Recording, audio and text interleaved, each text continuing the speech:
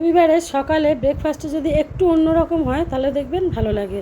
প্রতিদিনের নিত্য রুটি তরকারি, লুচি তরকারি, পরোটা এইসব খাবার থেকে এরকম একটা অন্যরকম সাউথ ইন্ডিয়ান ব্রেকফাস্ট আপনারা সকালবেলা করে নিতে পারেন। তো আমি এই 2 ঘন্টা আগে একটু বিউলির ডাল আর একটু আতপ চাল, সেই আতপ চালের মধ্যেই দিয়েছিলাম মেথি ভিজিয়ে। তো একটু ডাল আর একটু চাল দিয়ে আজকে ভাবছি কি যে একটু ধোসা বানাবো। তো এই ধোসা বানানোর জন্যেই এই যে চাল ডাল সমস্ত ভিজিয়ে নিয়েছে, অল্প করেই বানাবো। সকালবেলা খেয়ে সুইটিকে নিয়ে এখন পড়তে যাব, তো এই কারণে অল্প করেই বানাবো ভাবছি। তো এই যে ভিজিয়ে দিয়েছিলাম একদম অল্প অল্প, পুরো ডালটা নেব না, 100 গ্রাম মতো ডাল ভিজিয়েছি, কিন্তু অতটা ডাল লাগবে না, ওই জন্য আলাদা করে রেখে দিলাম একটু ছাঁকনিতে, আর একটু মিক্সিতে দিলাম ওর মধ্যে দিয়ে, একটা পাকা লঙ্কা সেটাও দিলাম মিক্সির জারের মধ্যে দিয়ে। এবার এটাকে ভালো করে ব্লেন্ড করে নেব আমি। এটা ব্লেন্ড করতে করতে ততক্ষণে এই যে এইগুলোকে আবার একটু গুছিয়ে রাখি। তো এর মধ্যে একটু জল দিতে হবে, জল না দিলে বেশি জল দেওয়ার দরকার নেই, যাতে ভালো করে মিহি একটা পেস্ট হয়। তো সেই রকম করেই এর মধ্যে করে নিচ্ছি। এই যে দেখুন একদম এই রকম যে পেস্টটা তৈরি হয়েছে, যেটা বাটাটা, এই চাল আর ডাল, এই বাটাটা দিয়ে ফেটিয়ে কিন্তু অনেক বড়া ভেজে সেই বড়ার ঝোলও করা যায়। আবার এই রকম করে বড়া টিকিয়াও করা যায়, ছোট ছোট করে এরকম করে বড়া ভেজে বড়ার যে কারি যে ঝোলটা, বড়া কারি, সেটাও করা যায়। সেটা কিন্তু সাউথ ইন্ডিয়ানই একটা খাবার, টক দই দিয়ে একটা ঝোল। তো সেটা আমি একদিন সেই রেসিপিটাও করে দেখাবো। তো একদম সুন্দর পেস্ট হয়ে গেছে। আর বিউলিটা যেহেতু ভারী, ওটা একটুখানি যদি ফেটানো যায় এইভাবে, আর এই সেম ডাইরেকশানেই কিন্তু ফেটাতে হবে। এইভাবে যেহেতু ফেটালে ডালটা আরও ফুলবে, ফ্লপি হবে, জিনিসটা বাড়বে অনেকটা। আর নাহলে কিন্তু বড়াগুলোই শক্ত শক্তই হয়ে থাকবে, কিংবা ধোসা বানালে সেই শক্তই হয়ে থাকবে। ওই কারণে যাতে ফ্লপি হয় জিনিসটা, আর একদম লাইট হয়, হালকা হয়, এই কারণে এটাকে ভালো করে সেম ডাইরেকশানে বেশ খানিকক্ষণ 5 মিনিট মতো আগে ফাটিয়ে নিয়েছি।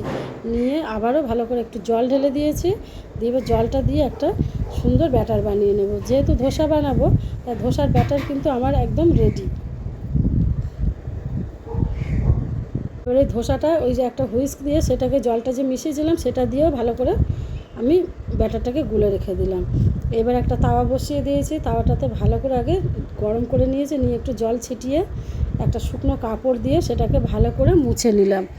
নিয়ে এর মধ্যে এবার ব্যাটারটা দেবো। কোনো তেলের ব্যবহার কিন্তু হবে না। সকালবেলা বেশি তেল খাওয়ার দরকার নেই, তেল খাওয়ার উচিত নয়। তো ওই কারণে ব্যাটারটাকে 2 ডাবু ভালো করে ঢেলে দিয়েছি, দিয়ে একদম এইভাবে গোল করে বড় করে ঘুরিয়ে দিতে হবে। যে যেরকম সাইজ মোটামুটি খাবেন সে সেরকম সাইজ বানাবেন। তো এইভাবে বড় করে একটা ধোসাটাকে আমি বানিয়ে নিচ্ছি। আর ধোসাটা এই যে তেল ছাড়াও এত সুন্দর উঠবে, যে তেল খাবে ওপর দিয়ে একটুখানি তেল ছড়িয়ে দিতেও পারে। আবার যারা তেল খেতে চান না, তো তারা এরকম শুধু শুকনো এরকম তৈরি করে নিতে পারেন। তো আমি ওপর দিয়ে একটুখানি দিচ্ছি, তাহলে কি দেখতে ক্রিস্পি হবে, জিনিসটা খেতেও ভালো হবে, এমনিও ক্রিস্পি হবে। যদিও যে কী সুন্দর উঠে গেছে দেখুন, ধোসাটা দুর্দান্ত হয়েছিল খেতে, যেটা আমি চাটনির সহযোগে পরিবেশন করেছিলাম, বা চাটনি সহযোগে খেয়েছিলাম আমরা, বাদাম নারকেলের যে চাটনিটা, চাটনিটার রেসিপিটা এর মধ্যে এক্ষুনি দেখিয়ে দেবো। তো এইভাবে ব্রেকফাস্ট আইডিয়াতে আপনারা কিন্তু সকালবেলা, রবিবারের সকালে একদম হালকা ফুলকা একটা টিফিন আপনারা রাখতে পারেন। আর দুপুরবেলা যেহেতু মাংস খায় অনেকে, ভারী খাবার, তো এরকম হালকা ফুলকা একটা টিফিন আপনারা রাখতে পারেন। তো একটা ধোসা আমার খুব সুন্দরভাবে উঠে গেছে, প্রথমটাই রেডি হয়ে গেছে। তো আরও একটা বানিয়ে আবারও দেখাচ্ছি আমি। এইভাবে 2 ডাবু দিয়ে সমানে, একটা ছোট্ট ডাবু দিয়ে ঘুরিয়ে ঘুরিয়ে সমানে, কিন্তু ঘুরিয়ে ওটাকে পাতলা করতে হবে, ঘোরানো বন্ধ করলে হবে না, যতক্ষণ না পুরোটা টেনে যায় চাটুর মধ্যে। তো আমি বলবো এরকম ফ্রাইং প্যান নিয়েই ব্যবহার করবেন ধোসা বানানোর জন্যে।